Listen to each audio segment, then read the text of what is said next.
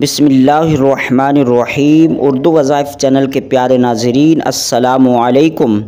उम्मीद है आप सब खैरियत से होंगे और मेरी दुआ है अल्लाह पाक आप तमाम की नेक तमन्नाओं को पाए तकमील तक पहुँचाए।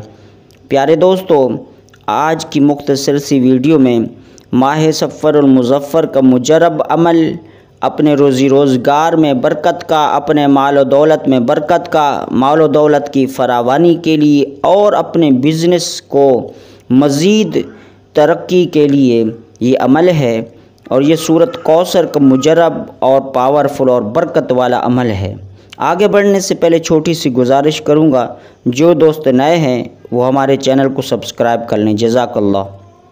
प्यारे दोस्तों, वो अमल ये है कि रात में या दिन में या तहज्जुद के वक्त या फजर की नमाज के बाद या किसी भी नमाज के वक्त कोई वक्त मुकर्रर कर लें जो आपकी सहूलत के लिए हो।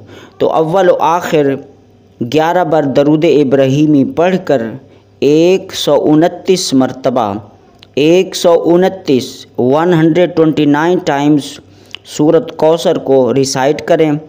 उसके आखिर में फिर 11 बार दरूद इब्राहीमी पढ़ें।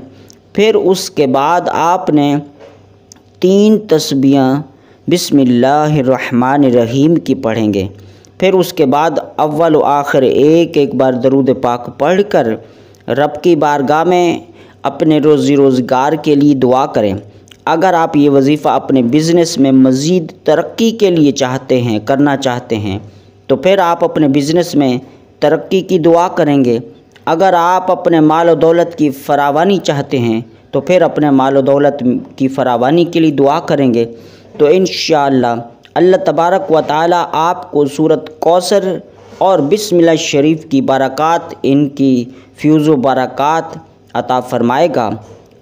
आपको चंद ही दिनों के अंदर इस मुबारक वजीफ़े की बरक़ात आपको नज़र आएंगी। तो दोस्तों, मैं उम्मीद करता हूँ आपको यह हमारा आज का मुख्तसर अमल पसंद आएगा।